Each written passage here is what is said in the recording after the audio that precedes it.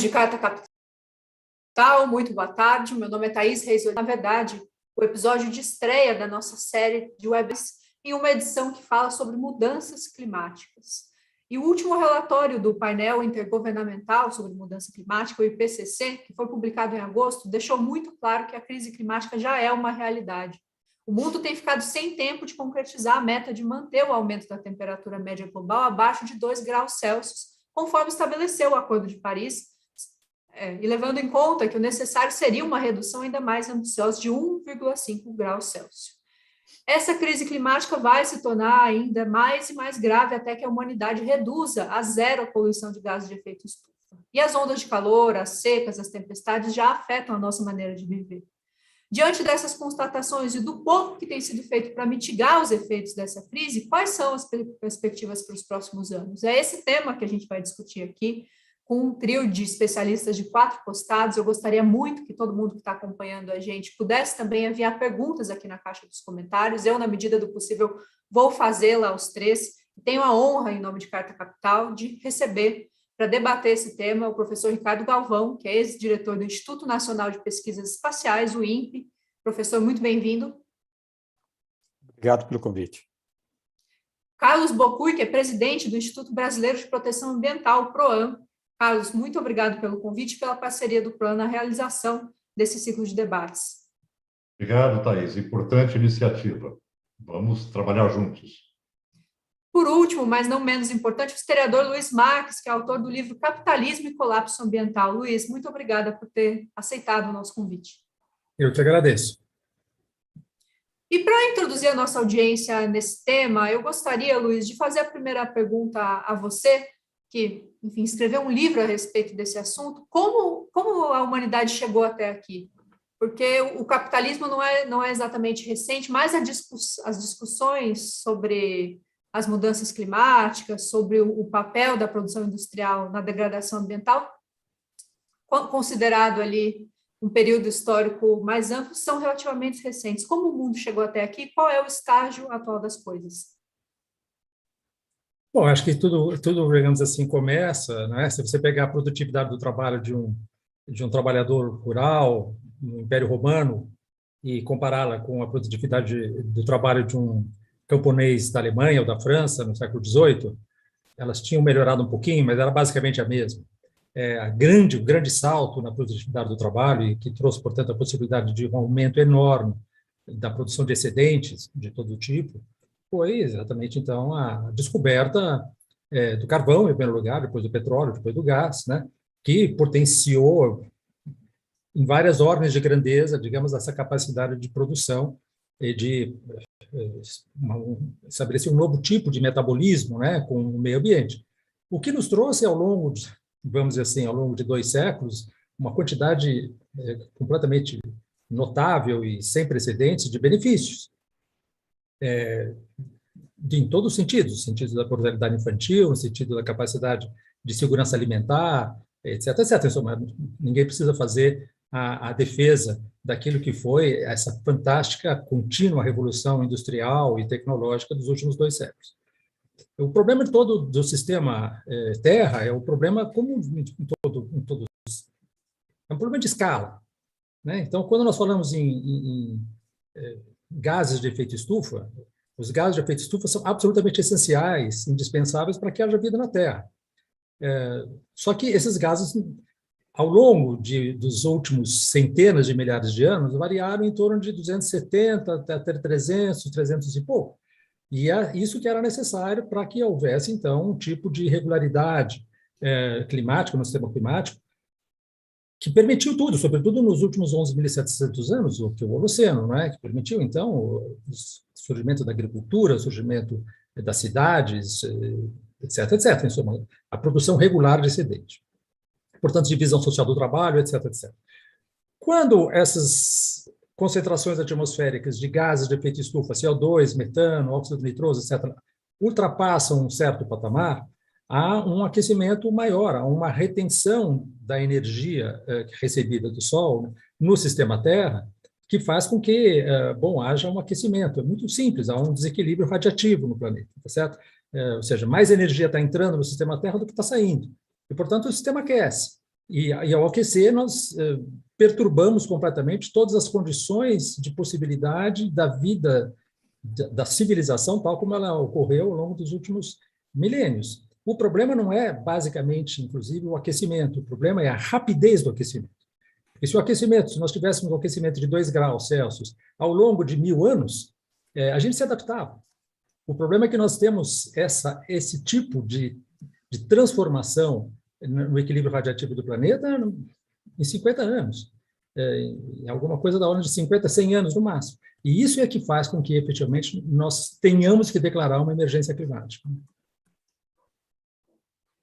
Bokui, nós já falamos a esse respeito em um programa anterior aqui transmitido no site da Carta Capital, mas agora que nós estamos nos encaminhando para o final dessa COP26, com muitos desafios à frente, com países importantes nesse cenário, jogando agora como participantes de segundo escalão, como é o caso do Brasil, que acordos importantes foram firmados até aqui e quais são as suas expectativas para esses últimos dias de COP26? Até em que medida o mundo está caminhando para chegar a, de fato, atender as metas do Acordo de Paris?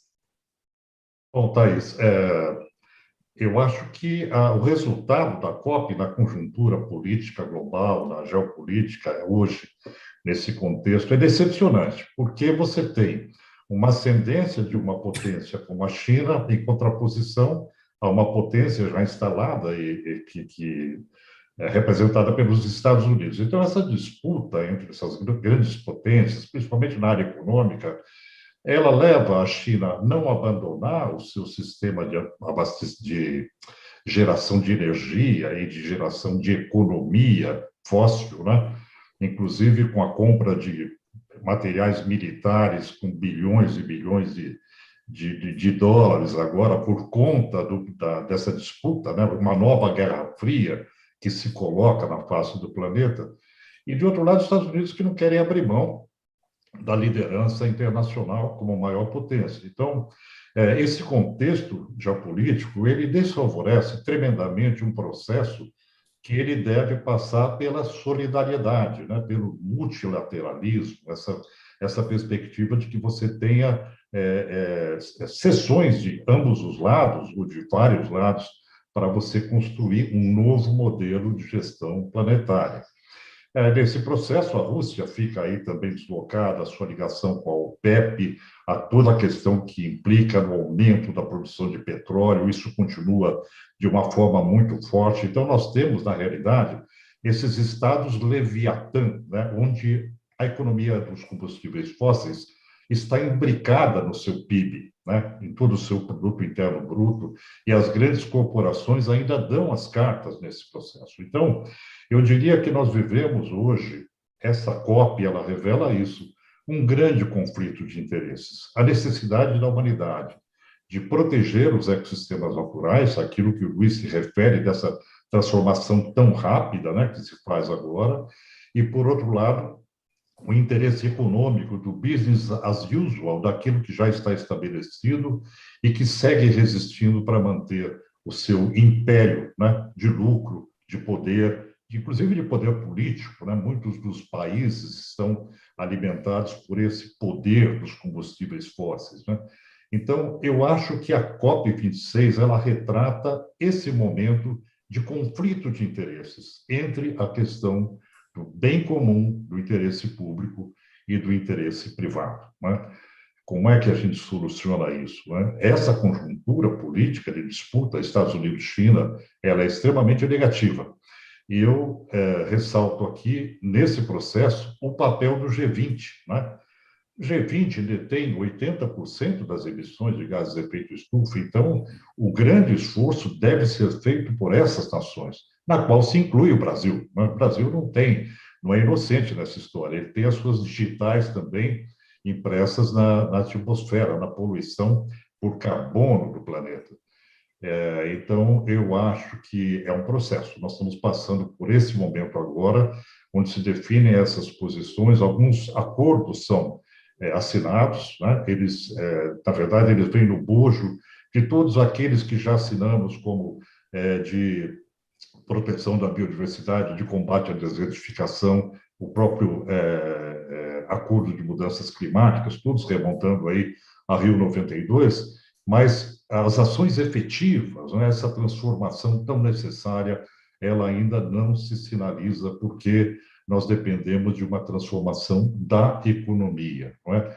E esse é o grande desafio, né? É o reino de Midas, né, contra a discussão por interesses difusos, interesses maiores de sobrevivência da humanidade, e é isso que está em jogo. Ricardo, para introduzir você nessa conversa, eu gostaria de ter uma avaliação sua a respeito da caminhada do Brasil, não só nas COPs, não só nesse evento em específico, mas esse caminho que o Brasil tem percorrido, que deixou de ser uma potência ambiental, deixou de usar a sustentabilidade, a economia verde como um ativo diplomático, ao vilão assumido do clima, né? Hoje mesmo, nosso atual ministro do Meio Ambiente disse na COP26 que onde há muita floresta também há pobreza. Não é a primeira e certamente não será a última das declarações do governo Bolsonaro que deixam o mundo estarrecido. Você que teve envolvimento muito próximo com o governo e que acompanha os dados de desmatamento no Brasil, como vê agora esse atual capítulo da nossa diplomacia ambiental? Bom, a nossa participação agora na COP26 só não foi totalmente negativa, porque fora o governo nós tivemos grupos lá atuando, inclusive grupos, empresas e ONGs, etc., trazendo uma mensagem positiva. Isso, de uma certa forma, amenizou a má impressão sobre o Brasil, né? Ontem mesmo estive conversando com o professor Paulo Artacho, que é um dos nossos representantes lá, que é um dos autores do relatório do IPCC.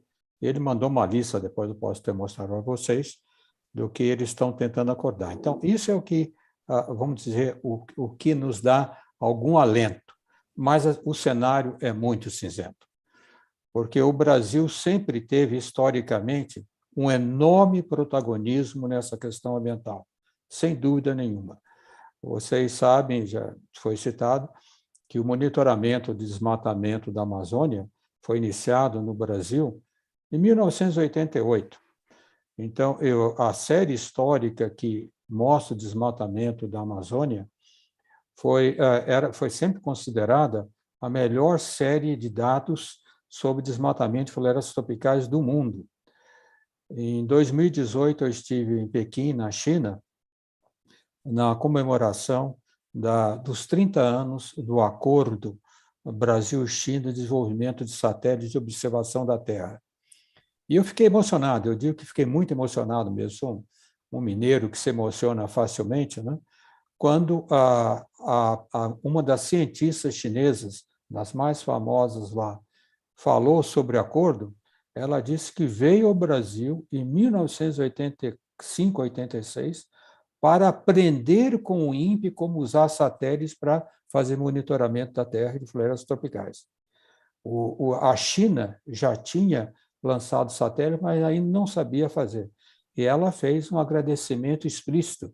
Eu fiquei emocionado, porque uma das pessoas que a ONU fez questão de mandar lá foi a Simonetta Di Pipo, que é a presidente da UNOSA, que é o Escritório das Nações Unidas para o Uso Pacífico do Espaço.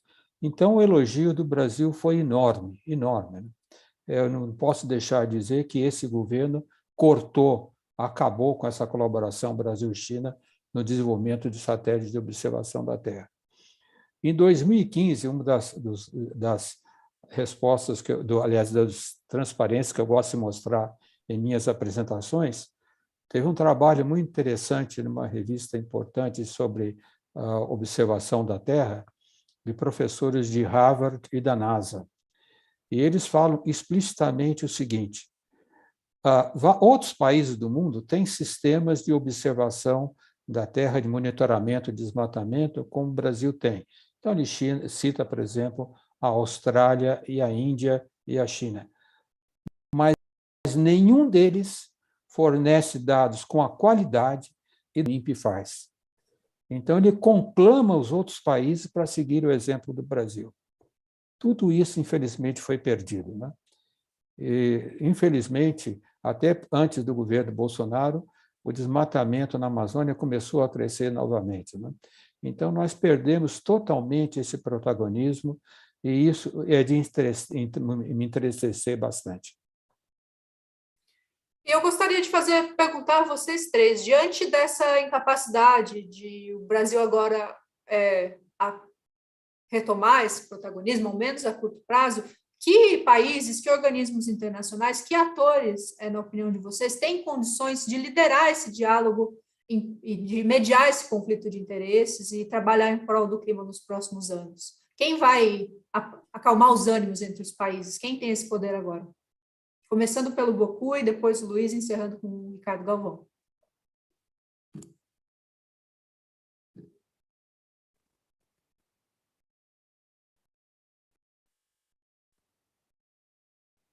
Sem som. Ok. O papel da comunidade europeia, né, mais progressista, algumas posições lastreadas na ciência e no conhecimento, na participação social, na democracia, principalmente no âmbito da União Europeia, né? Também você tem atitudes bastante progressistas do próprio Reino Unido, né? A Inglaterra sempre pensando para 100 anos, né? Por conta de ser uma ilha e ter os seus recursos limitados, então eles têm eu não estou aqui tecendo um elogio à geopolítica implementada pela Grã-Bretanha ao longo dos séculos, mas sim a capacidade que os ingleses têm, né? Então, eu acho que ali, nesse meio da comunidade europeia, nós temos uma questão bastante interessante de influência política, mas eu acredito naquilo que o professor Galvão dizia agora, que é o papel da ciência, do conhecimento, não é? E dessa influência que ela permeia os estados. Quando eu me refiro a estados Leviatã, onde se imbrica o poder das corporações, né? Dos combustíveis fósseis, dos interesses que não são os interesses maiores da sociedade. Por outro lado, você tem o conhecimento, e esse conhecimento também permeia as nações. Isso que é lastimável. O Brasil essa possibilidade de ir lá, de ouvir os seus cientistas. E hoje o Brasil foi para a conferência, para a COP, completamente dissociado da sociedade e da ciência, não é? E, por outro lado, eu acredito também na participação social, na possibilidade de que a própria sociedade ela caminhe para mecanismos de autorregulamentação. Eu acho que isso acontece, por um lado, no reino das commodities, como sendo para conter o que se entende como concorrência desleal. Ou seja, se num país você produz às custas do meio ambiente, você produz com custo muito mais barato do que aqueles que fazem de forma correta. Então, isso certamente irá provocar algumas restrições internacionais. Não que seja o melhor argumento, mas provoca. Por outro lado, esse regramento internacional para o comércio internacional, ele tende a regrar melhor eu diria, toda a troca de bens, não é? E, finalmente, eu acho que, de certa forma, nós estamos um pouco já experimentando a dor das mudanças climáticas, não é? Os efeitos negativos, o que aconteceu na onda de calor, Canadá, Estados Unidos, as chuvas na Europa, as queimadas no Brasil, a seca no Sudeste brasileiro, a perda de zonas que eram ainda produtivas do próprio Nordeste, não é? Então, essa perda, né, que vai doer na pele dos brasileiros e da humanidade, ela deve impulsionar também essas transformações, né? Agora, o que nós devemos evitar a todo custo é aquilo que tem sido o grande entrave real dessa transformação, que são os negacionistas, como no caso Donald Trump e no Brasil Jair Bolsonaro, né? Essas pessoas, eu diria, são não gratas para a humanidade. Isso é claro hoje. Você tem que ter uma perspectiva muito proativa das lideranças que lastreiem as suas políticas, a sua governança e expectativas baseadas no melhor conhecimento científico, na democracia e na percepção da sociedade. Luiz? Olha, eu subscrevo tudo que o Carlos disse, eu acho que a grande questão é a questão da organização da sociedade. É claro que a União Europeia, que é realmente mais avançada, agora a administração Biden talvez tentando também dar algum passo adiante, embora com muitas restrições do lado do Congresso, lá do Congresso americano, muito difícil para ele avançar. E claro que são países que estão, regiões e países que estão muito mais avançados do que nós, mesmo antes do Bolsonaro. Do ponto de vista de políticas públicas de contenção das crises ambientais. Mas, veja, acho que a grande questão hoje, para nós no Brasil, sobretudo, é como sensibilizar o governo chinês. O governo chinês hoje é o maior emissor de gás de efeito de estufa, de longe, muito além dos Estados Unidos, é o principal importador de commodities do Brasil. E o Brasil, no fundo, acabou por se inserir, ao longo dos últimos 30 anos, mais ou menos, ele acabou por se inserir nessa cadeia do sistema alimentar globalizado. E o que me parece a coisa mais preocupante é o fato de que existem interesses, mesmo na União Europeia, mesmo nos Estados Unidos, que são poderosos e que tendem a procurar que o Brasil permaneça nessa posição de fornecedor de commodities agropecuárias. Então, 20% da carne exportada no mundo vem do Brasil. O Brasil tem um rebanho hoje que é maior do que a sua população humana. E nós sabemos que o gado, o desmatamento da Amazônia se deve em mais de 80%, o MapBioma, se eu me lembro bem, me fala em 82%, 84% do desmatamento do Brasil entre 1985 e 2020, se deve à abertura de pastagens. Essa abertura de pastagens é claramente uma forma de inserir o Brasil nessa questão, e não é só a abertura de pastagens, mas também a produção de soja, porque a soja se deve basicamente voltada para a produção de ração animal. Então, é todo um sistema alimentar, que é um sistema alimentar muito fortemente baseado em nutrientes de origem animal, que faz com que o Brasil, de alguma maneira, esteja muito fortemente acorrentado a esses interesses do sistema alimentar globalizado. Como sair disso? Eu só posso imaginar através de, efetivamente, uma iniciativa das sociedades. Não há nenhuma sociedade nacional que será capaz de sozinha fazer isso, mas é exatamente desse esforço de conjugação de esforços da sociedade, mas realmente de baixo para cima, porque eu acho que as 26 COPs mostraram que de cima para baixo nós caminhamos numa velocidade. Para dizer que caminhamos numa velocidade totalmente desproporcional ao avanço da crise ambiental, né? Isso para ser generoso, digamos. Isso que basicamente isso. Antes de passar a palavra para o professor Ricardo, do Carlos Almeida, Luiz, ele pergunta se é possível, na sua opinião, combater as mudanças climáticas dentro da lógica do capitalismo. Então, quer dizer, essa é uma questão, né, com a qual, bom, meu livro se chama Capitalismo e Colapso Ambiental, então, evidentemente, a resposta quase que estaria dada. Mas a palavra capitalismo, ela suscita muitos mal-entendidos, né?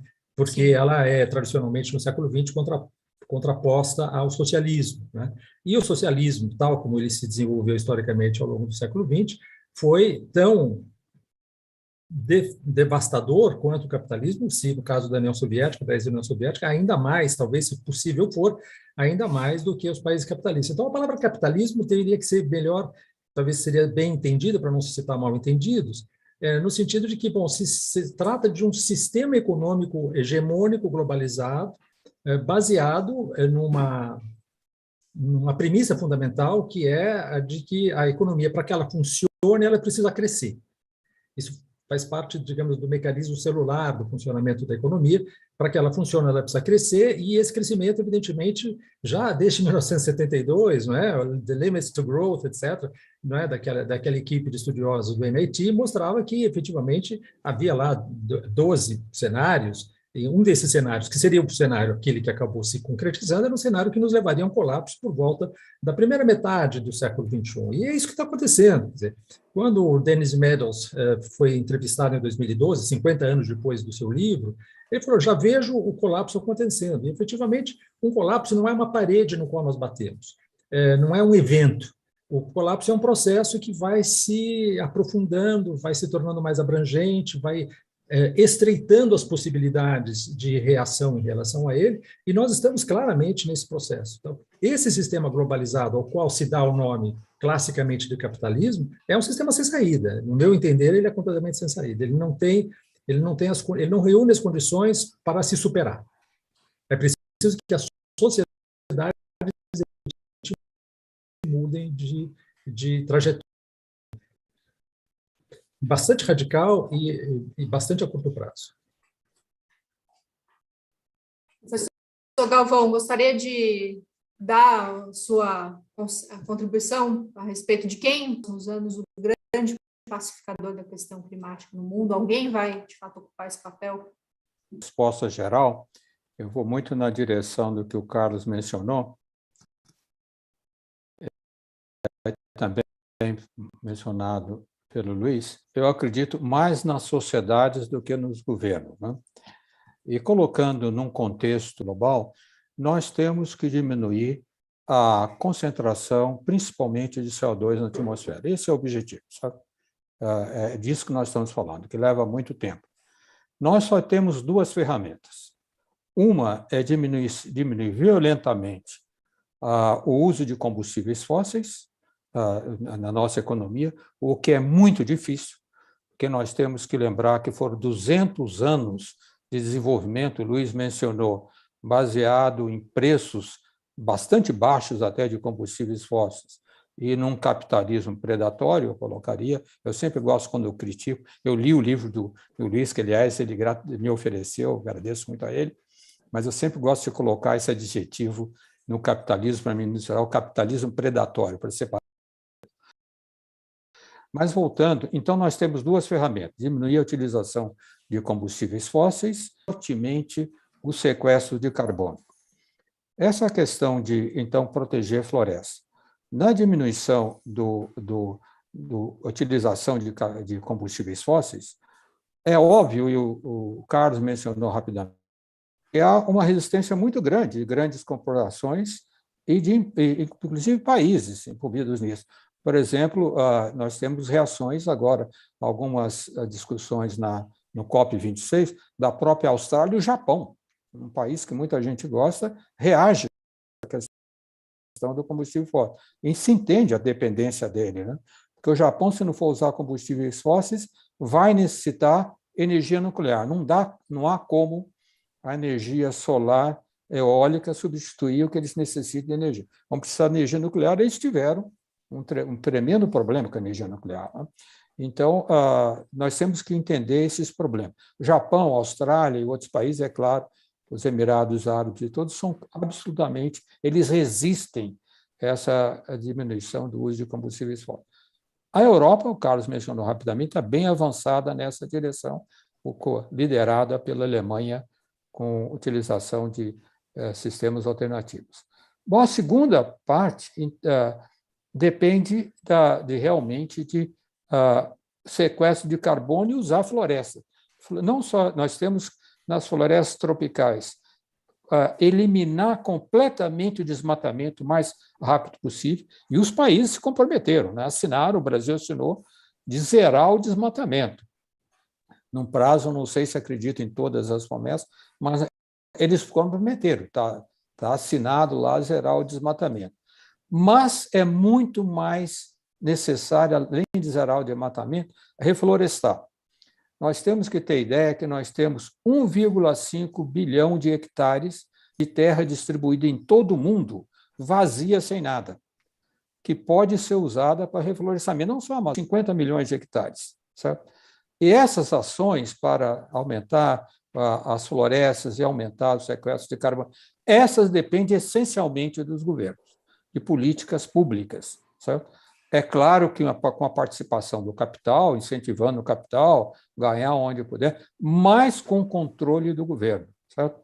Então, eu gosto muito de uma palavra que o pessoal que apoiou a Marina usava, eu acho que há 8 anos atrás. Nesse daí nós precisamos de um Estado mobilizador, certo? Não podemos só acreditar nas iniciativas particulares, precisamos de Estados mobilizadores. E o Estado mobilizador catalisador vai funcionar se tiver uma ação forte da sociedade. Exato. Precisamos. Eu queria trazer dois assuntos para essa conversa. Um envolve, enfim, havia uma expectativa, existe ainda uma expectativa de que essa COP termine num acordo para reduzir entre 40% ou 50% as emissões de gases poluentes até o fim dessa década. Eu acho que essa é uma previsão difícil, gostaria que vocês elaborassem a esse respeito, mas o que eu gostaria de saber é, a tecnologia, a busca pelos veículos elétricos, pode forçar a aceleração desse processo? Começa com quem? Pode começar por você, Bokui. Ok, eu tive uma experiência bastante interessante no controle de veículos automotores, no avanço tecnológico das especificações para motores menos poluentes durante o acompanhamento do PROCONV, que era o Programa de Controle de Poluição dos Veículos, não é? E se percebia que o Brasil não queria mudar a sua matriz, a sua forma de produzir hoje, porque havia interesses em nichos específicos de mercado. Por exemplo, o Brasil queria continuar a produzir veículos a um custo muito baixo, porque já estava paga a linha de produção para a África, não é? Então, esse tipo de interesse econômico no âmago da produção industrial, ele leva a reservas de mercado muito negativas. Então, o que seria muito interessante, Thais, é que nós caminhássemos para uma normatização global com relação à restrição para o uso da queima de combustíveis fósseis em motores de combustão, né? No Brasil, nós temos dificuldade para implementar a inspeção veicular, que ela envolve não só controle de poluição, mas também segurança. São Paulo estava avançado nesse controle e abandonou o programa, né, que é obrigatório, está previsto em lei. Então, eu acho que existe sempre uma resistência muito grande quando a indústria tem que investir em novas tecnologias, né? E isso é uma questão que deve ser superada por uma firme ação da sociedade e também dos governos, né?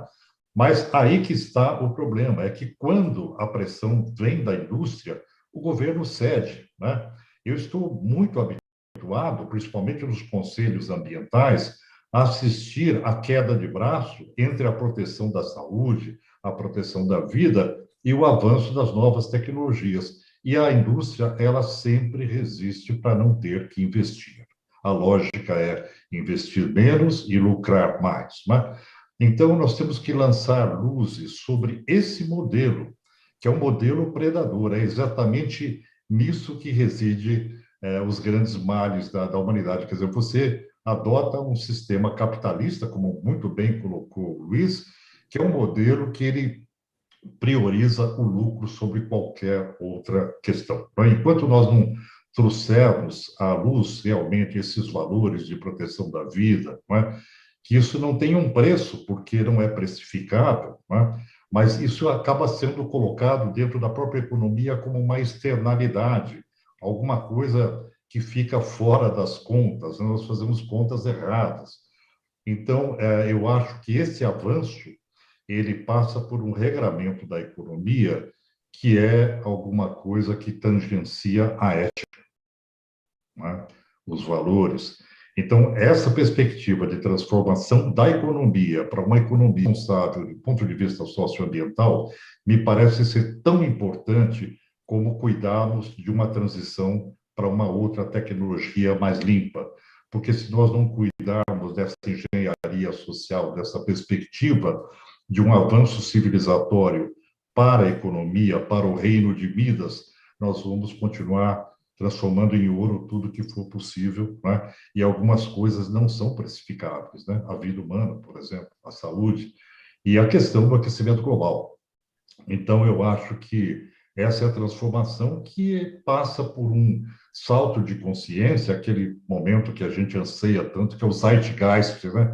É quando o nível das consciências se transforma a um ponto que provoca um salto de comportamento da sociedade. Para fazer isso, você tem que trabalhar né, a ética nessas questões, os princípios de uma economia responsável e também a perspectiva de um avanço tecnológico real, no mundo real. Luiz, você gostaria de complementar? Sim, eu acho que o que o Carlos disse está, a meu ver, completamente correto. Em suma, não teria nada a divergir do que ele disse, muito pelo contrário. Eu teria um ponto, em todo caso, que talvez seja aquilo que me parece o ponto crucial, tanto no que se refere a qualquer mudança de trajetória, quanto ao resultado de acordos climáticos, tais como o atual, etc., que é o problema seguinte, quer dizer, nós temos um padrão de consumo, me refiro aos 30% mais ricos da humanidade, 20%, 30% mais ricos da humanidade, nós temos um padrão de consumo e uma expectativa de consumo que é, de resto, compartilhada também por aqueles que não têm oportunidade de consumo, que é completamente incompatível com o sistema Terra.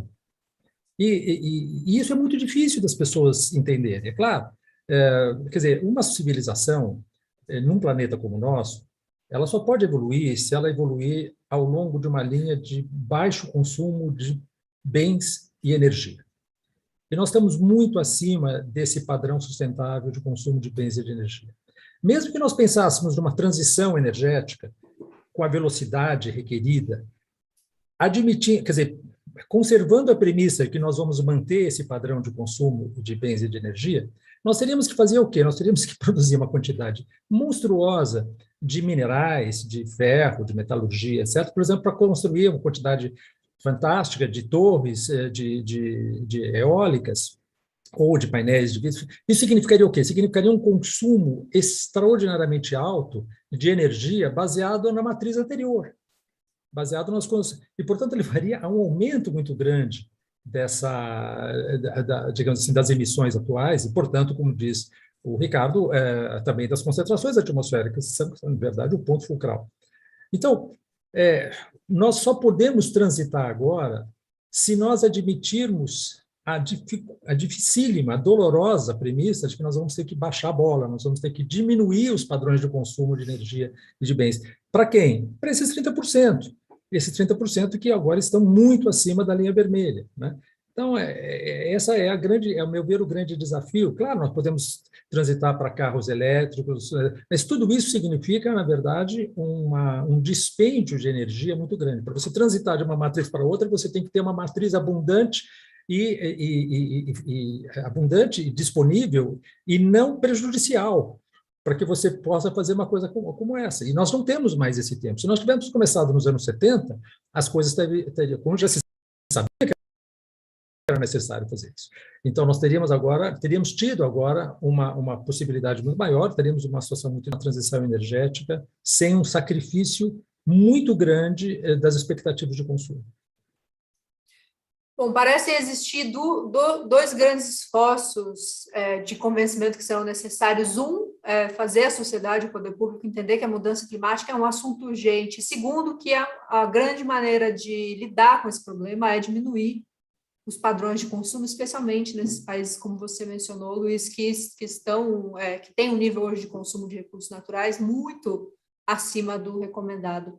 E eu gostaria, então, de fazer uma pergunta para o Ricardo Galvão, que é como fazer isso, como promover essa conscientização, como convencer a sociedade disso, numa época em que a gente duvida até mesmo dos dados que têm levado os institutos a essas conclusões, numa época de negacionismo, de questionamento à ciência, de um desencontro de informações que chega em turbilhão para as pessoas por conta da internet e das redes sociais, como educá-las nesse sentido? Ô, Thaís, me faz algumas perguntas difíceis, mas eu vou começar elaborando um pouquinho no que falou tanto o Carlos como o Luiz. Em particular, o Luiz chama atenção sobre essa questão que nós temos que mudar nosso padrão de consumo, né? Para fazer um comentário específico, depois eu vou atingir mais, sobre o carro elétrico. Sabe?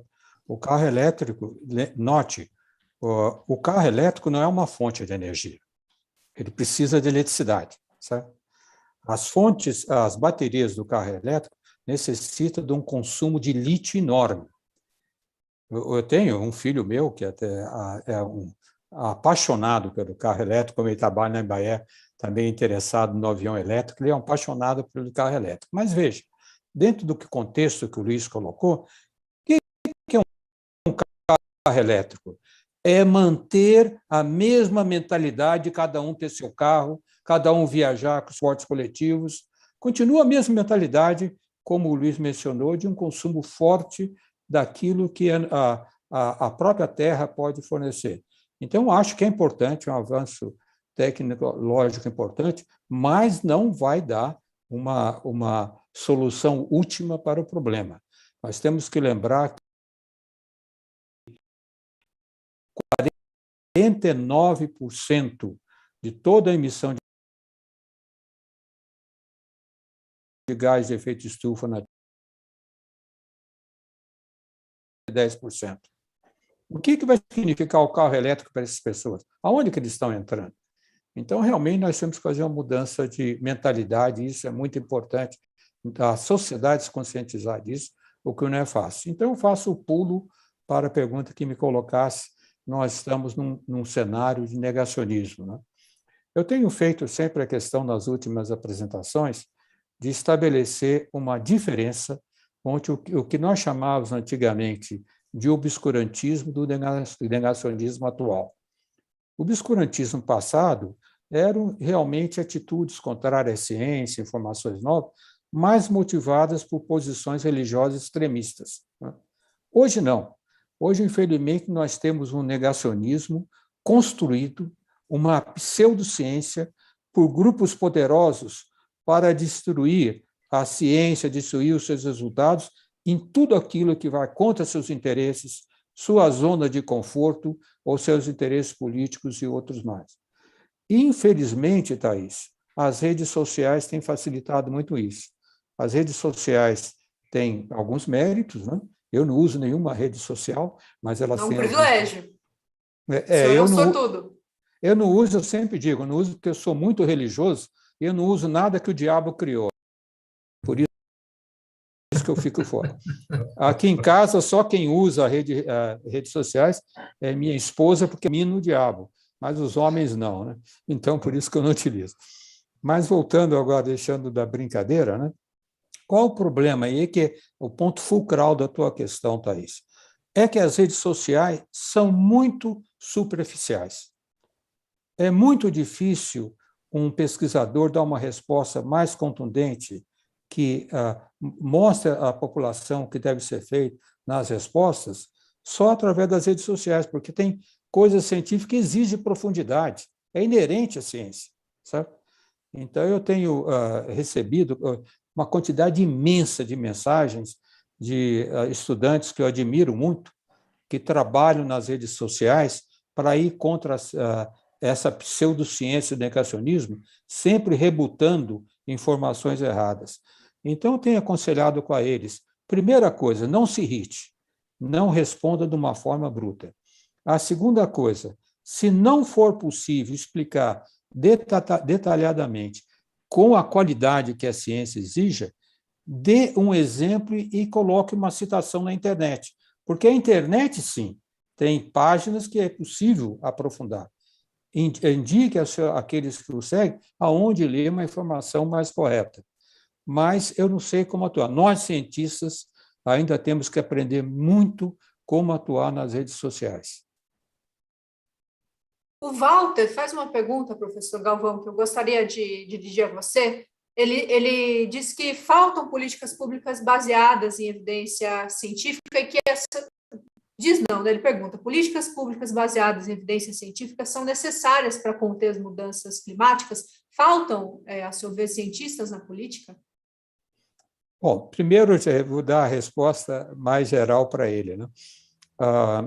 Não há a menor dúvida, eu tenho insistido muito nessa mensagem que eu tenho dado em minhas palestras, que nós não teremos um desenvolvimento nesse século que seja socialmente justo, sustentável e equânime, sem políticas públicas fortemente embasadas nos avanços científicos e tecnológicos, né?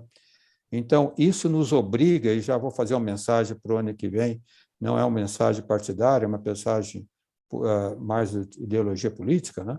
Isso nos obriga, a todos os cidadãos brasileiros, nas eleições, não votar em políticos estultos e negacionistas, seja de que partido for, seja de que ideologia política for. Se for alguém do teu partido que é negacionista, considere fora da tua eleição, certo?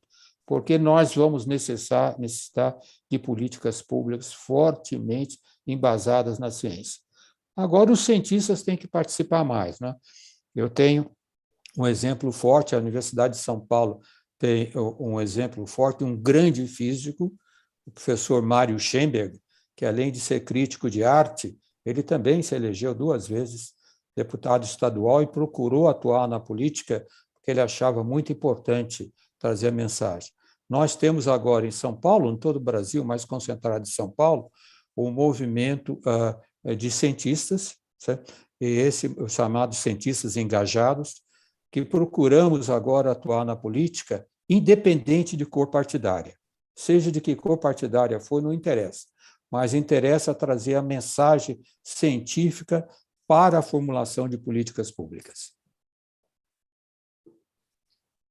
Eu gostaria, gente, primeiro de saber se o Bocuí e o Luiz gostariam de falar também a respeito desse assunto, mas, se não, de introduzir um outro assunto, que é a crise energética mundial, e aproveitando um comentário da Vitória, ela pergunta qual é a opinião dos senhores, começando agora pelo Luiz, pelo Ricardo Galvão e finalizando com o Bocuí, qual é a melhor saída para o Brasil frente à atual crise energética, levando em consideração o embate entre a indústria e a resistência à implementação de sistemas renováveis de energia?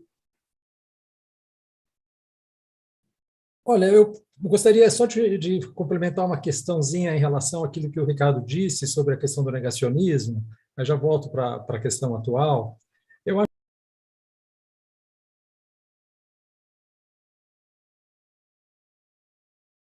que há evidentemente, bom,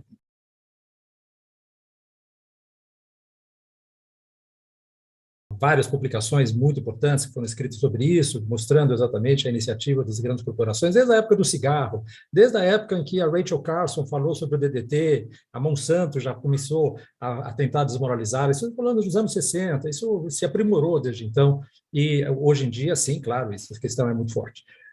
O que me parece importante também levar em consideração é o fato de que essas corporações elas agem sobre um solo fértil, no sentido em que a população ela está, a meu ver, de uma maneira mais ou menos difusa, mais ou menos inconsciente, dependendo do caso para caso, mas ela tá claramente percebendo. Os anos 60 e 70 e 80 prometeram, a ciência, vejam, até os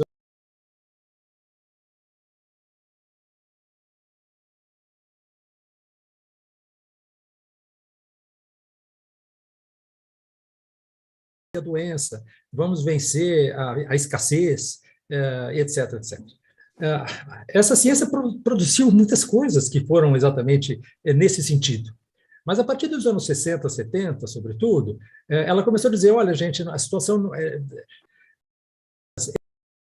esses que nós tratamos hoje, a questão da biodiversidade, a questão do sistema climático, etc, etc. E as pessoas não querem ouvir isso. Enquanto a ciência prometia um futuro róseo, em que todo mundo seria feliz, rico e imortal, claro, era fácil apoiar a ciência. O problema do negacionismo é que ele age sobre uma população que está angustiada porque ela percebe que, de alguma maneira, aquelas promessas, aquelas expectativas, elas não estão mais tão risonhas como elas eram antigamente. Então, é mais fácil você abraçar o negacionismo hoje, porque é mais fácil você abraçar uma narrativa que coloque em causa, que coloque em dúvida as advertências que a ciência tem feito, né? Então, acho que essa é uma das questões que é um problema não só das corporações, é um problema sociológico amplo, de uma dificuldade muito grande da sociedade em entender que ela está numa situação difícil. Agora, no que se refere à questão que você colocou, Thaís, o Brasil é um país, vejam, o Brasil é um país extraordinariamente privilegiado, no sentido de uma nova matriz energética, de uma nova capacidade de produção, etc. Posso discordar em detalhes, mas eu estou plenamente de acordo com o fato de que, evidentemente, que é possível criar uma economia na Amazônia, que seja uma economia da floresta em pé, como tem tanto falado, voltado, o Carlos Nobre e outros cientistas, em suma, falando sobre essa questão, que é uma questão, talvez, não sei se essa economia seria uma economia de escala, tal como aquela que se pretende hoje. Mas é claro que, agora, do ponto de vista da energia, nós temos um país ensolarado, temos um país cheio de vento, temos um país com uma possibilidade, com um clima relativamente ameno. Então, nós teríamos uma possibilidade muito grande de transitar mais facilmente do que outros países para uma economia de baixo carbono, uma economia renovável de baixo carbono. Não se faz isso, em grande parte, também porque existe uma mentalidade de que a Petrobras é uma empresa extraordinariamente importante, brasileira, etc., etc. Então, essa ideia é claro que também eu quero também, digamos assim, proteger a Petrobras dos interesses internacionais, lógico, mas a Petrobras não pode mais se chamar Petro, ela tem que se chamar uma sociedade de energia brasileira, e ela poderia, sim, claramente comandar esse processo, porque existe um enorme patrimônio de experiências, de conhecimento, de tecnologia da Petrobras, que ela poderia reconverter isso muito fortemente. Então, se houvesse uma política realmente importante de desinvestimento no petróleo, mas fazendo com que as receitas do petróleo fossem imediatamente transferidas para uma nova capacidade instalada de energia elétrica e outras energias de tipo, vamos dizer assim, renovável de baixo carbono, aí nós poderíamos fazer alguma coisa muito mais fácil, por exemplo, do que o Japão, como estava dizendo o Ricardo Galvão, por exemplo, perdão, o Carlos. O Japão é um país, a Europa é um país com pouquíssimos recursos naturais. Nós temos esses recursos, nós temos tudo a nosso favor para fazer isso. Nós temos simplesmente que entender que não é esse o modelo econômico, não é esse sistema político que permite que isso possa ser feito. Bocuí? Eu gostaria de voltar um pouquinho, Thais, naquela pergunta anterior, que é a falta de um modelo para o Brasil, modelo de desenvolvimento para o Brasil, um Brasil sustentável, né? Quando nós olhamos, por exemplo, para o estado de São Paulo e nós vemos a forma como foi desmantelada toda a estrutura ferroviária paulista, né, os modais de transporte que seriam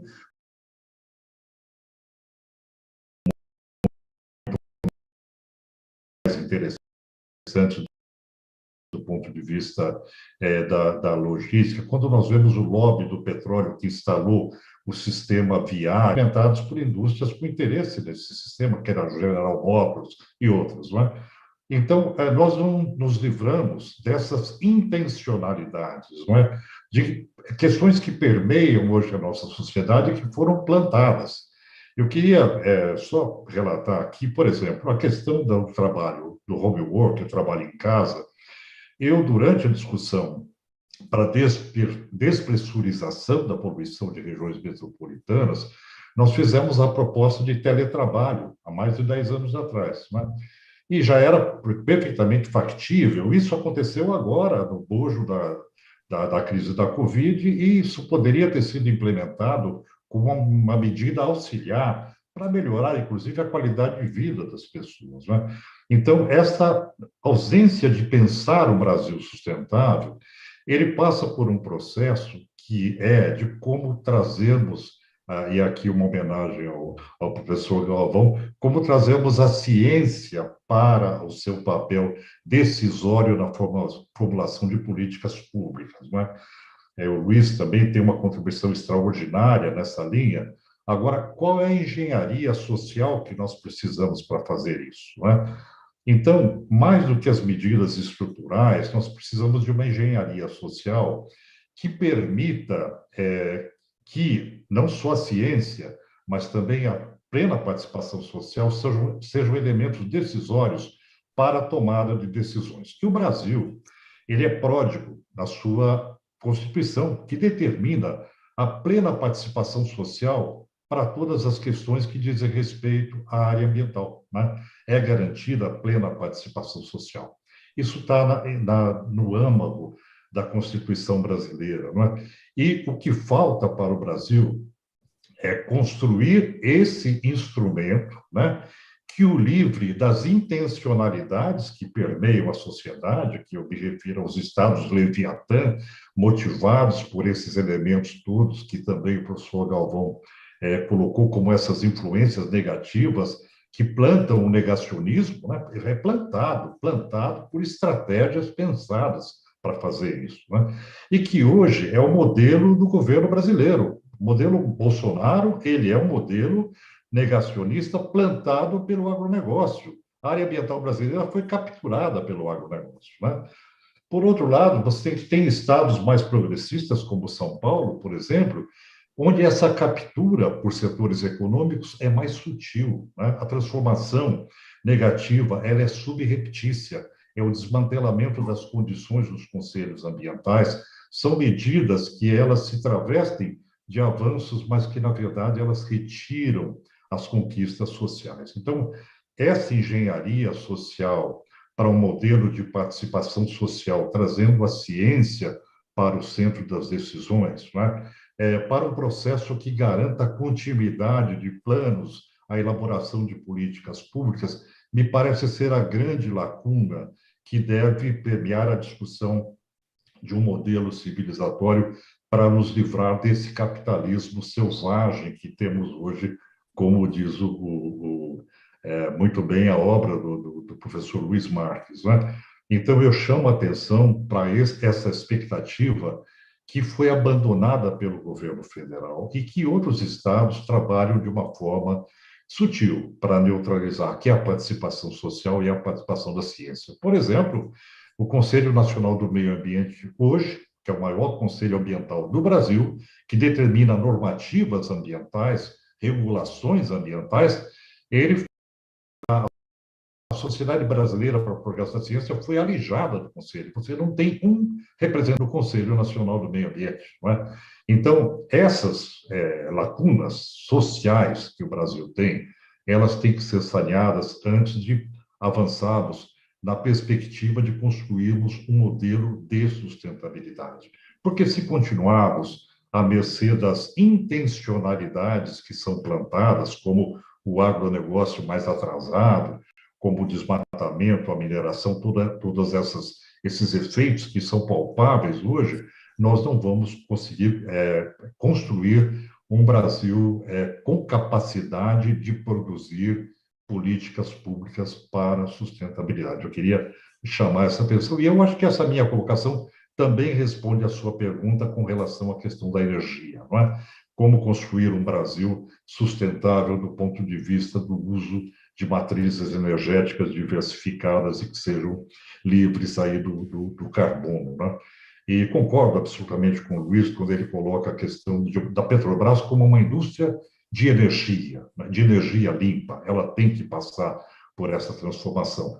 Você veja que nos últimos leilões de petróleo, 5 áreas foram arrematadas porque ninguém mais quer perseguir extração de petróleo pelos próximos 30 anos, né? As empresas não são malucas o suficiente para entrarem nessa aventura que sabem que haverá fortes restrições com relação às emissões de carbono, né?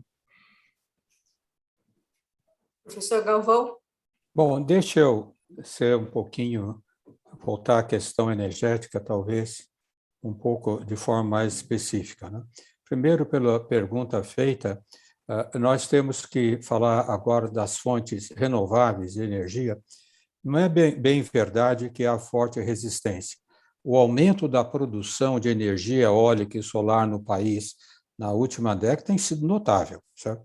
Nós tínhamos um problema muito grande, porque tanto a energia eólica como o solar precisa de sistemas de distribuição inteligentes, e nós não os tínhamos. Nós não tínhamos um sistema de distribuição inteligente e estamos desenvolvendo agora. Então, o Brasil, inclusive em produção eólica, está aumentando bastante a produtividade. Mas o ponto essencial, indo na direção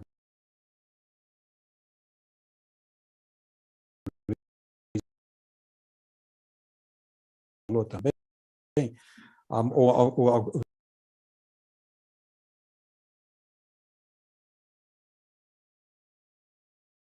matriz energética é baseado fortemente na produção hidrelétrica, né? Que o governo, estratégica do governo, qualquer governo sério que entre, que vai fazer uma política estratégica, aí o Brasil tem que se programar para isso. Os estudos são muito bem mostrados pelo professor Paulo Artacho, no aumento de 1,5 a 2 graus centígrados, consequências no Brasil, todo o centro-oeste, parte do sudeste, indo para a Bolívia e o Paraguai, a umidade do solo vai diminuir muito. A precipitação também vai diminuir muito. O país tem que se preparar para isso. Mesmo que nós paremos de desmatar a Amazônia, aumenta, vai ter carros elétricos, etc., o que for, que não vai ser em pouco tempo, em cerca de 20, 30 anos nós vamos ter isso. Então, o próximo governo tem que estar absolutamente consciente disso. Tem que ter pessoas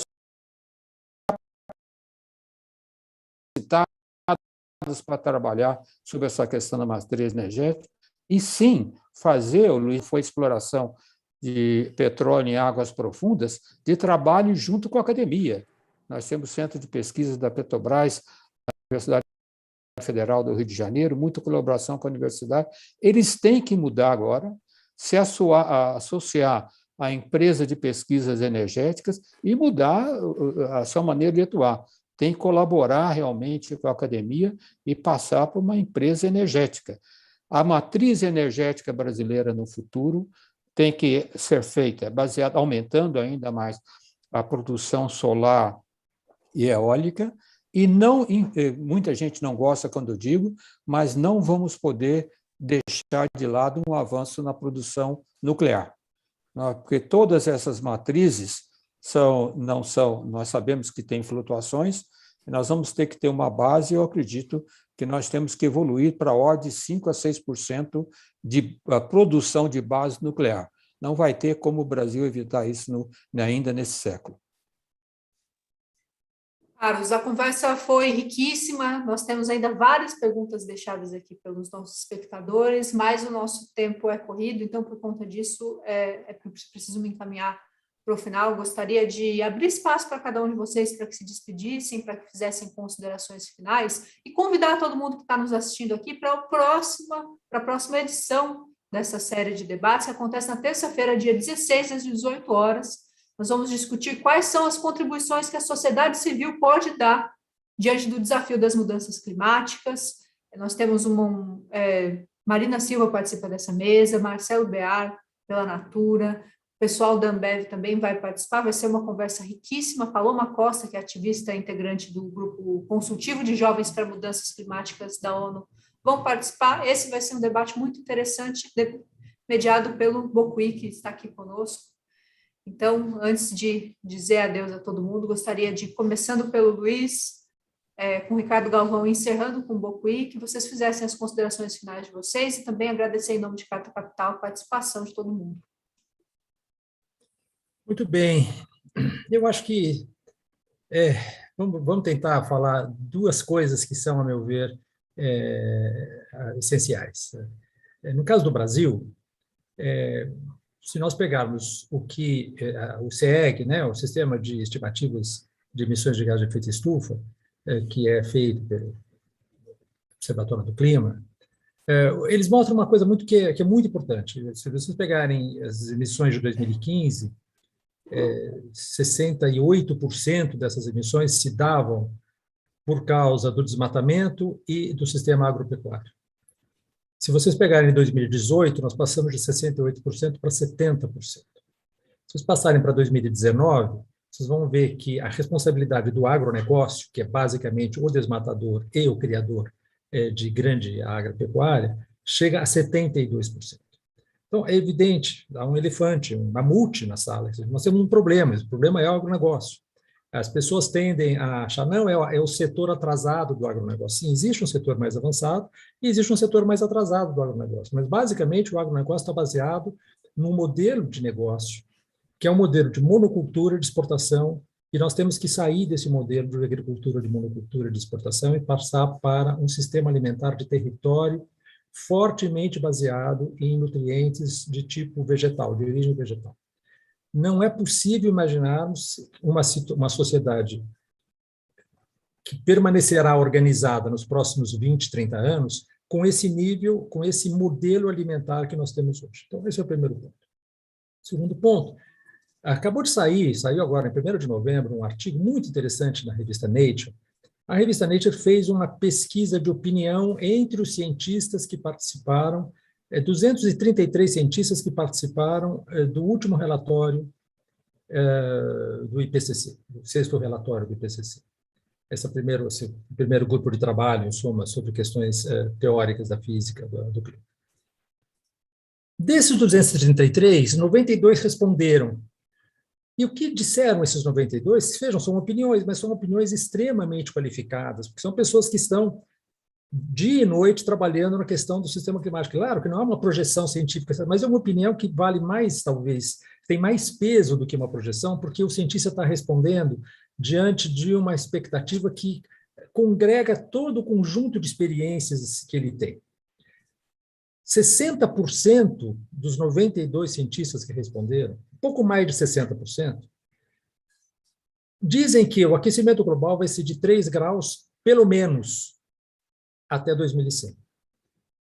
O que, a meu ver, tem um peso muito maior do que todas as projeções do Carbon Brief, do Global Carbon Project, etc., porque, a meu ver, são opiniões que estão baseadas não só nos dados, mas num sentimento da relação entre o sistema físico e a capacidade que a sociedade tem de reagir aos imperativos do sistema físico. E eu acho que essa é a questão que nós temos diante de nós. Nós temos hoje, o Brasil mostra um trabalho magnífico feito pelo Carlos Nobre, o Wagner Soares e o José Marengo. Se chama The Risk in Brasil. Foi publicado em 2020. A temperatura média do país, a temperatura média anual do país. 2 graus Celsius não significa um ponto de chegada, significa um ponto de partida, porque na trajetória que nós estamos em seguida indo para 4 graus em 2060. É a primeira frase do prefácio do livro. Continuando na trajetória atual das emissões de gás de efeito estufa no Brasil, existe uma alta probabilidade, mais de 70%, de que atinjamos 4 graus Celsius bem antes do fim do século. Estou citando uma frase de memória, mas é exatamente as mesmas palavras. Isso significa que nós estamos numa situação extremamente complexa, extremamente dramática. O Brasil, os Estados Unidos e o Mediterrâneo mostrou um trabalho muito importante, vai chegar a 2 graus Celsius antes da média global. Não estou me referindo, claro, às altíssimas latitudes do Ártico, isso já chegaram faz tempo. Mas nas latitudes médias e baixas, o Brasil, os Estados Unidos e o Mediterrâneo vão chegar a 2 graus Celsius. Isso significa uma temperatura que o Homo sapiens nunca viveu.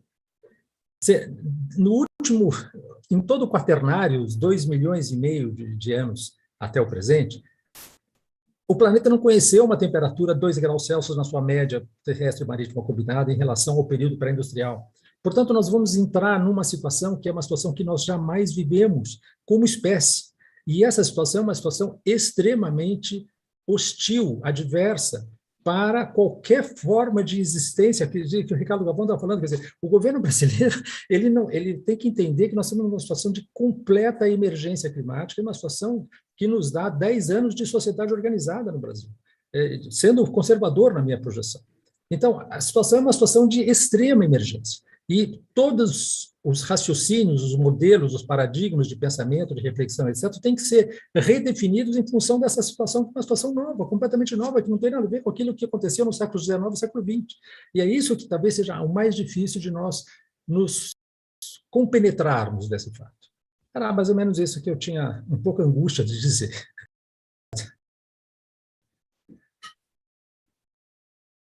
Bom, agora sou eu, né, Thaís? Quero agradecer esse convite, foi uma enorme satisfação participar com esses 2 heróis da ciência brasileira de mudanças climáticas. Eu parabenizo a Carta Capital, porque esse tipo de discussão é muito importante trazer para a sociedade. sem dúvida, é aí que nós devemos atuar. Eu espero que muitas pessoas vejam. Então, por isso que eu sou muito agradecido. Nós temos, realmente, o Luiz já falou tudo o que ele tinha que dizer sobre perspectiva futura. Tem ainda uma certa... Quando se fala em probabilidade, é claro que tem uma certa incerteza. Então, eu gosto de falar para todo mundo o seguinte: o que nós sabemos de mudanças climáticas é que a base física do que descreve o aquecimento global são inquestionáveis. Nós sabemos, uma física simples que muda. O diabo está nos detalhes.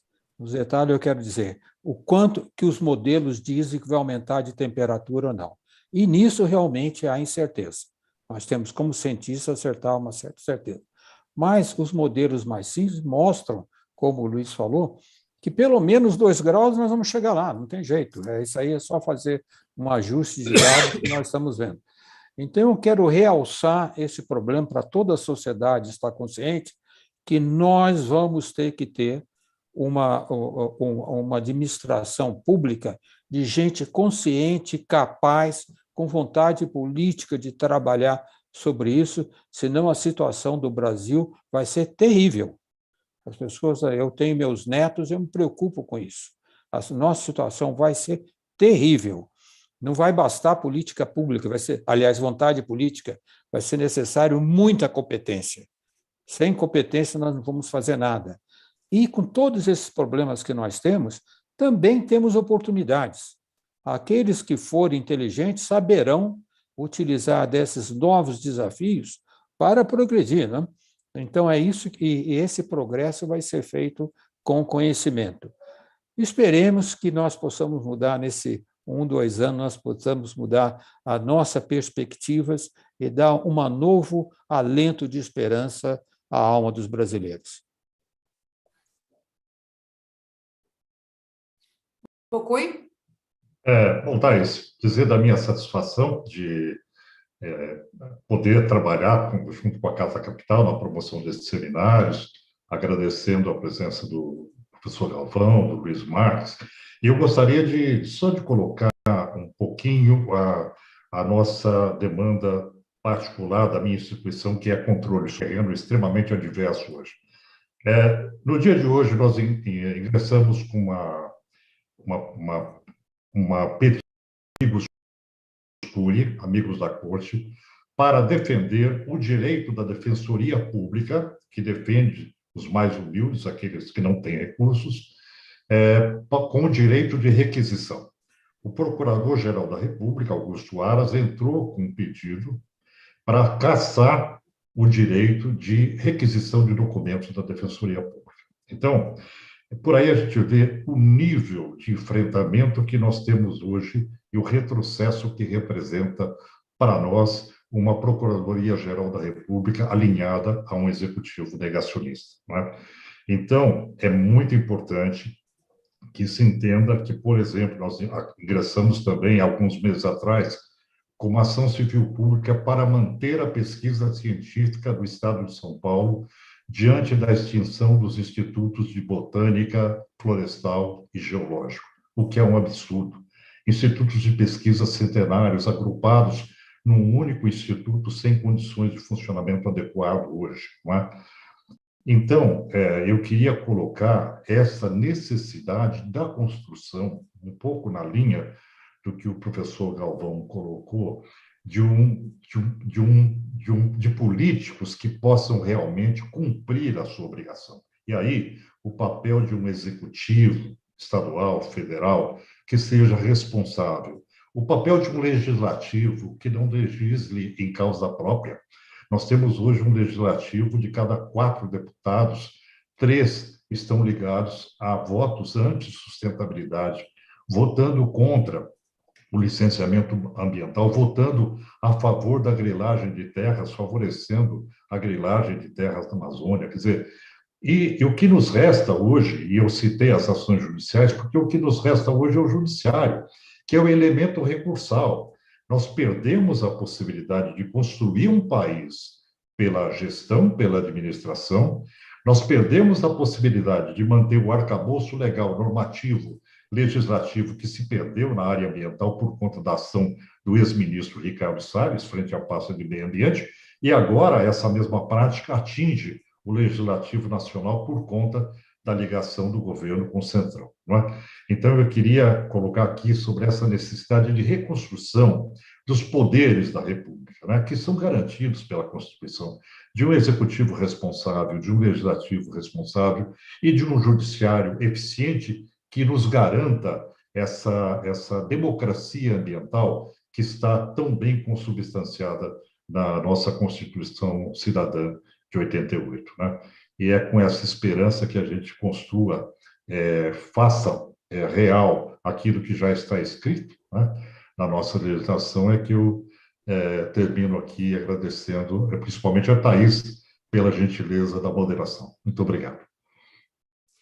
Muito obrigada a vocês três. Também deixo o meu obrigado a todo mundo que acompanhou a gente até aqui. E lembrando que na próxima terça-feira, dia 16, mais uma rodada dessa série de debates, agora para discutir o papel da sociedade civil no combate às mudanças climáticas. Muito obrigada, espero todo mundo aqui na próxima terça.